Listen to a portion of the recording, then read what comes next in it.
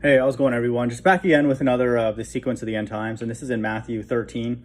And this one to me is just absolutely incredible because there's a break in between a parable, and then that pause actually explains the end times, and then follows the end times narrative. And then this, to me, this structure is just incredible. That the way the Bible is constructed to teach, what Christ was teaching at that time in these parables, but then also have an extra layer of Bible prophecy, end times built into it.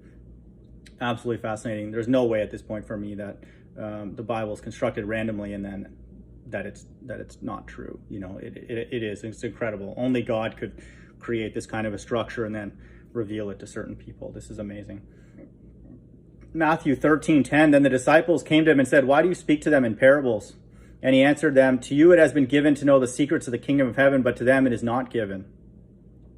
For to the one who has, more will be given, and he has an abundance. But from the one who has not, even what he has will be taken away. This is why I speak to them in parables, because seeing they do not see, and hearing they do not hear, nor do they understand.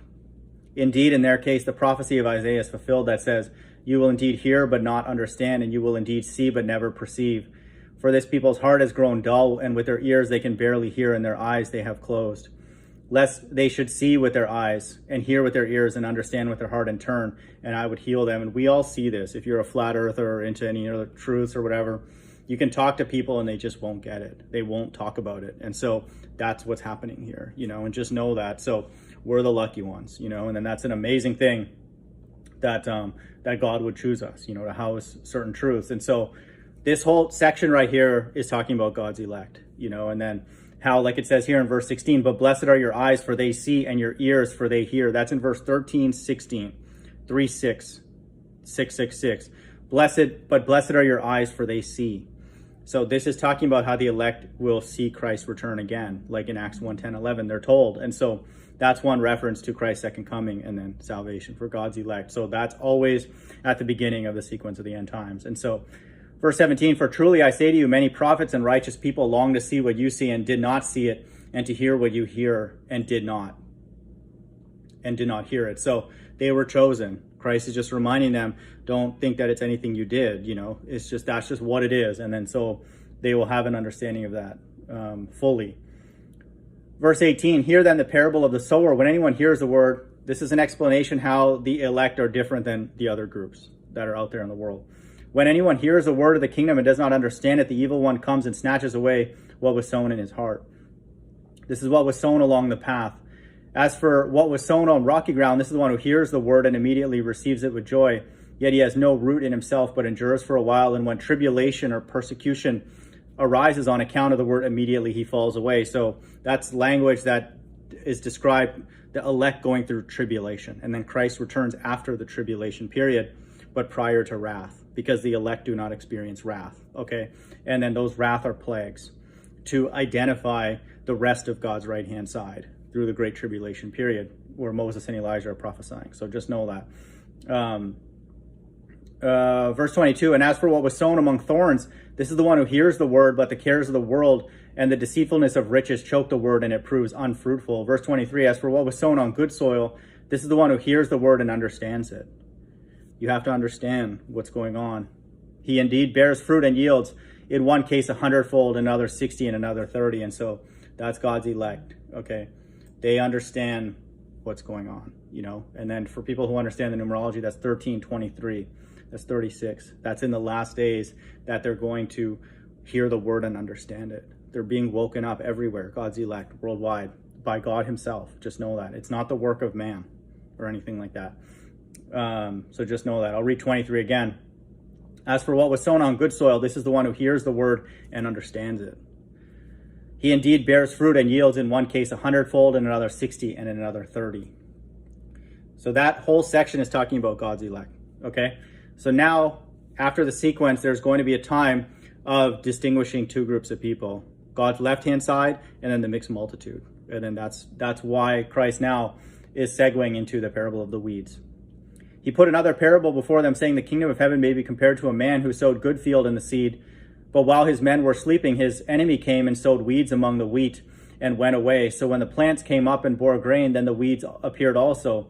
And the servants of the master of the house came and said, Master, did you not sow good seed in your field? How then does it have weeds? He said to them, An enemy has done this. So the servants said to him, which are his elect, Then do you want us to go and gather them? So the elect are outside of this. They're asking him, do you want us to go, and gather up the rest of God's right-hand side? And so he said, no, lest in gathering the weeds, you root up the wheat along with them.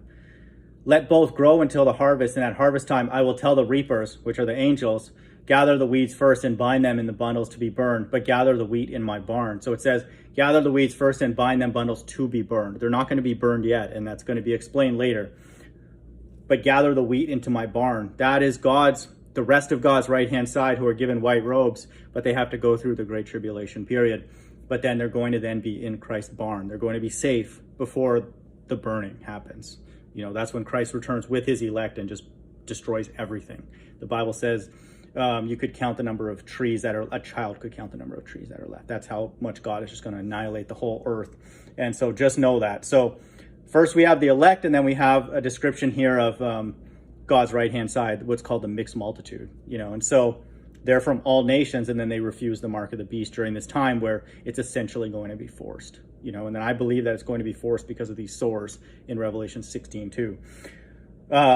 Verse 31, he put another parable before them saying, so now we have to get some sort of coded language of Christ returning with his elect in the sky, and so that's what we get here when it talks about a tree.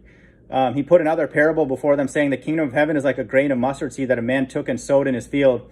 It is the smallest of all seeds, but when it is grown, it is larger than all the garden plants and becomes a tree, so that the birds of the air come and make nests in its branches. So it's talking about birds flying and then resting on a tree, which is symbolic of Christ. This is Christ returning with his elect in UFOs. They're just massive. And they're all in the sky, and they're in the air, and then below their feet are all going to be all their enemies. Everybody with on God's left-hand side. He told them another parable. The kingdom of heaven is like leaven that a woman took and hid in 3 measures of flour till it was all leavened. So now that's kind of strange. Why would Christ take a break from the parables of the weeds? But just know that it's to fulfill Bible prophecy. It's a double message that's being conveyed to us now that we understand. Verse 36, then he left the crowds and went into the house, and his disciples came to him. So now this is language that he's with his disciples. He's with his elect.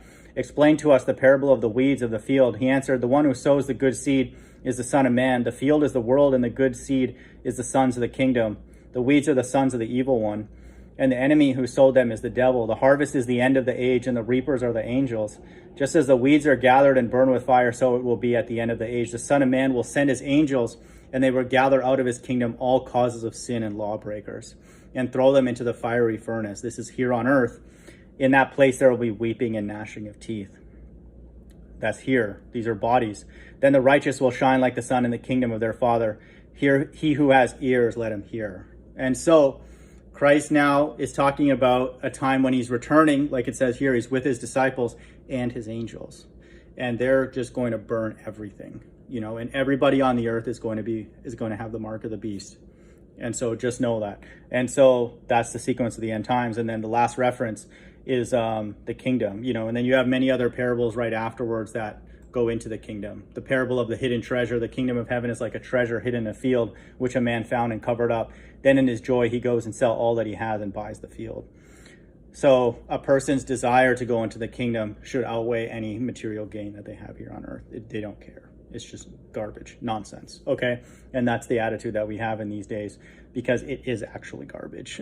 And so it's not funny, but it couldn't be easier in the times that we live in now to discredit all the nonsense that's going on here on earth. All of it's stupid. And so just know that. And then there's another one again. The kingdom of heaven is like a merchant in search of fine pearls, who on finding the pearl of great value went and sold all that he had and bought it. And then there's another one, the parable of the net. And so there's multiple references to the kingdom. Okay, so this is again the amazing aspect of the Bible, is that it's always prophetic.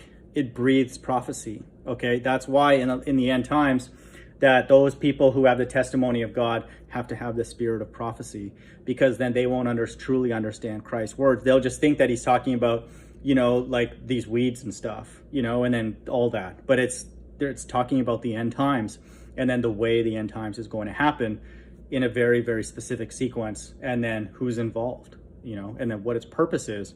And then ultimately the end times is to get God's right-hand side recombined with him. First and foremost, the elect, and then the mixed multitude, you know, which have to give up their life, you know, and then they're given white robes as well. The metaphorically described here as gather the wheat into my barn. And so just know that. So again, Matthew 13 is Christ being a teacher, but also a prophet at the same time. Hope everyone's doing well. Bye.